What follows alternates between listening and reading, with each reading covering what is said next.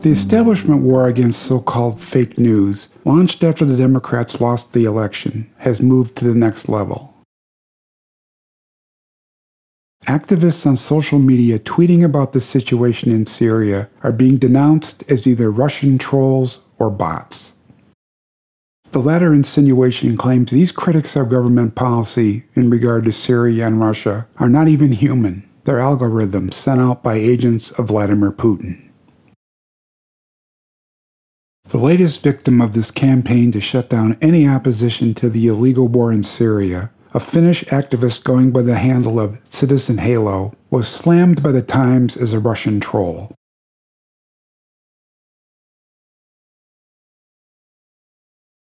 Mark Bridge and Deborah Haynes lead off an April 17th article by saying Russian trolls are responsible for the Skripal poisoning conspiracy theories, and were mobilized to flood social media with propaganda on Trump's latest airstrike on Syria.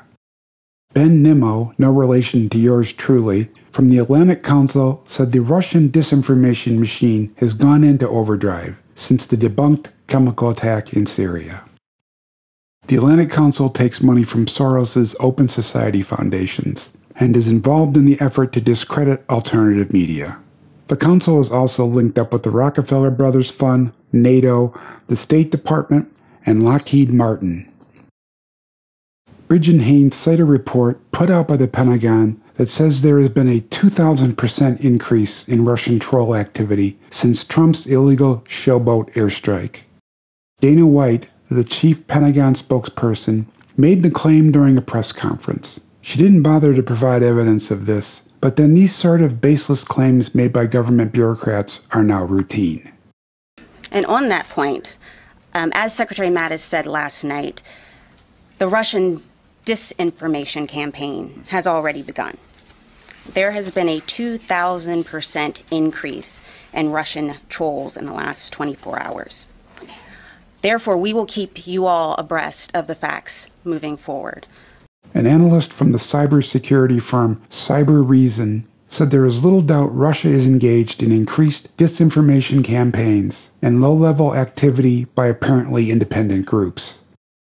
A reference to individuals criticizing U.S. and UK war policy and not connected to Russia or its alleged disinformation campaign. At the same time, the Pentagon warned Russia is involved in malicious cyber activity, using supposedly compromised computer network routers to attack U.S. and UK government agencies and companies. The warning was issued jointly by the Department of Homeland Security, the FBI, and Britain's National Cybersecurity Center, in order to heighten the level of alarm and fear and get the attention of a public increasingly weary of such warnings and hyperbole. In response to the attack by the Times, Citizen Halo posted a tweet saying she's not a bot, but a grandmother from Finland who has been an anti-war activist since the Vietnam War.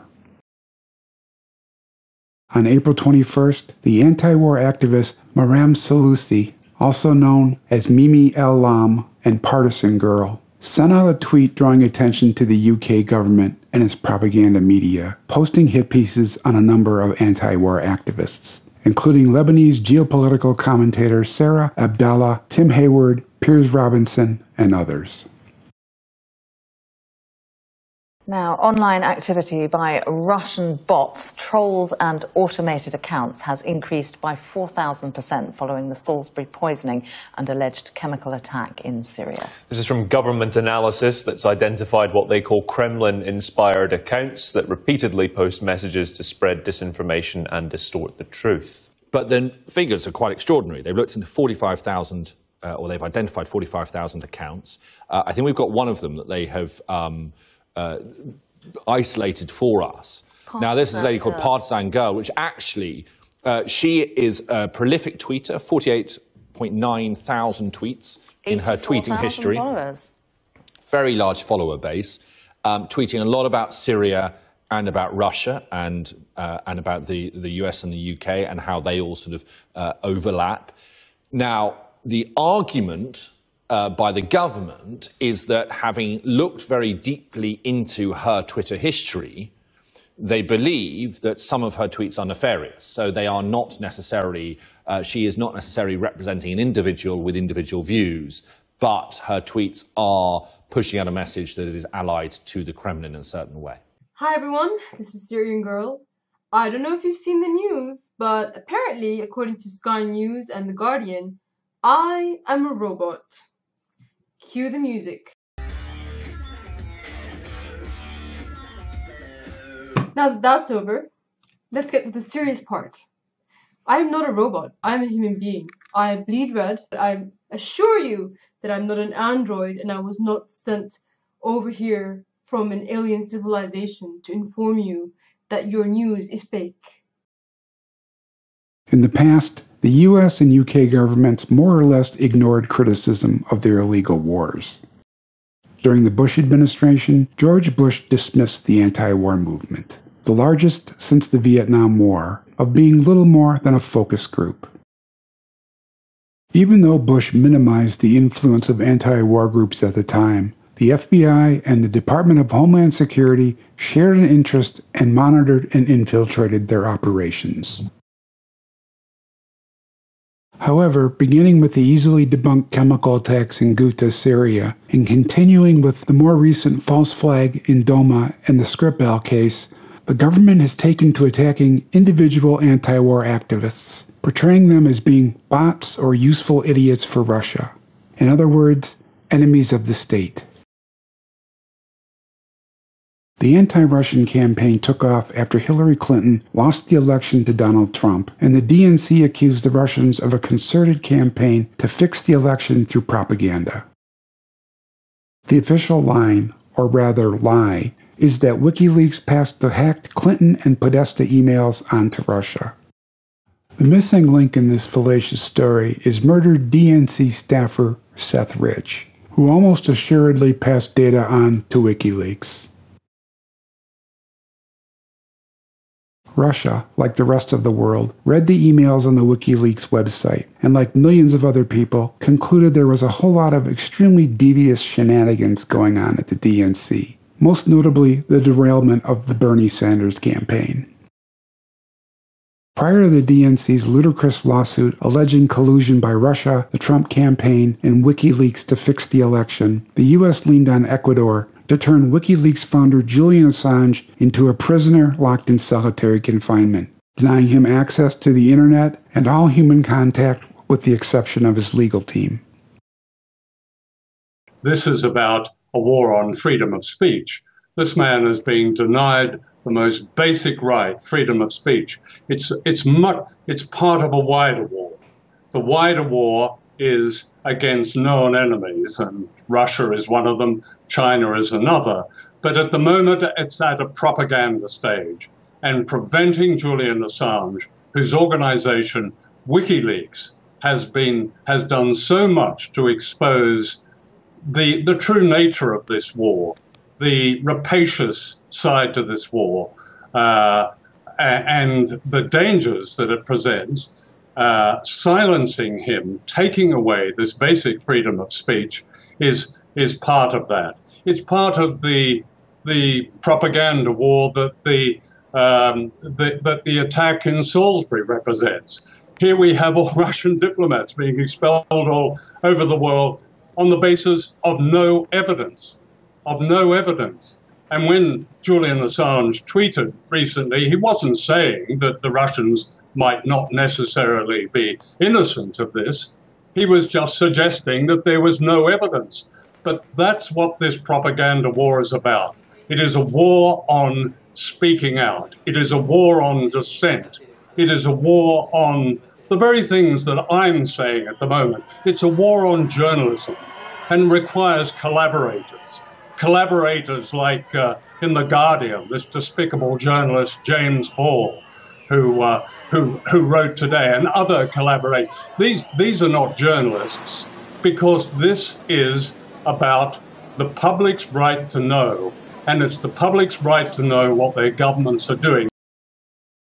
For the most part, the government has ignored activism, but during periods like the Vietnam War, the Civil Rights Movement, and prior to this, after the First World War and the rise of the labor movement and anarchism and communism, it has moved aggressively to not only discredit activists and their movements, but attack them directly in various ways, including through violence and assassination. More recently, the state has worked behind the scenes to silence a number of individuals, including the journalists Gary Webb and Michael Hastings. Intelligence agencies are adept at covering their tracks and attributing the assassination of activists, primarily those touting leftist causes, for instance John Lennon, Abby Hoffman, and Jerry Rubin, as the work of insane lone gunmen.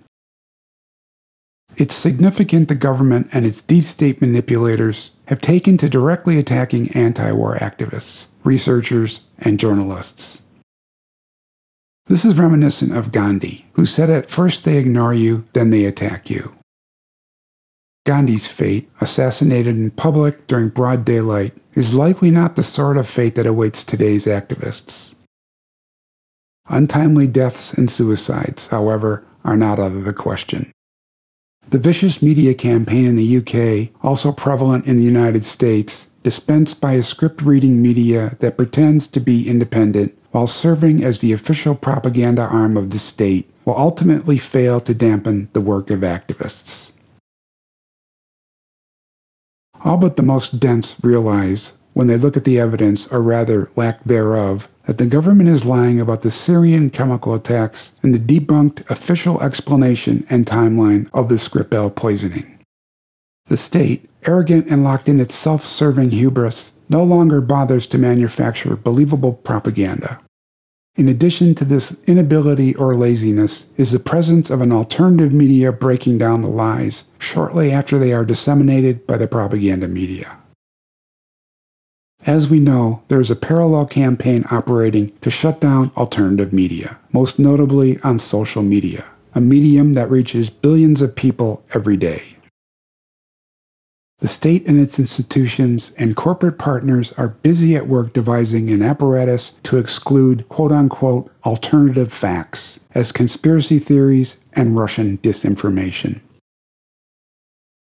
The conspiracy theory myth is built on a propaganda narrative cobbled together following the events of 9/11 and is an integral component of the war on terror business model.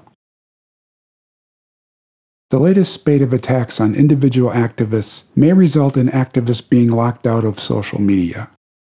This has already happened with a number of political figures, mostly on the so-called alt-right. It sounds hyperbolic, but Laura, this is true. This is the emerging, the greatest censorship of free speech worldwide in the history of man. And let me explain this. The left is on a jihad against conservative thought. It's happening in academia, in entertainment, in business, religion, everywhere. Everywhere where they're attacking, they're suppressing conservative thought. Now they're going to the social media giants. These social media giants have audiences in the billions. And what we've shown in this massive report is whether it's Facebook or Twitter or Google or YouTube, they're all employing different tactics to go against conservatives. Let's go. More than ever, alternative social media platforms need to be built and patronized. We can no longer depend on Google, Facebook, and increasingly Twitter, which serve the interests of the state, its intelligence and surveillance operations, and ultimately the global elite or deep state.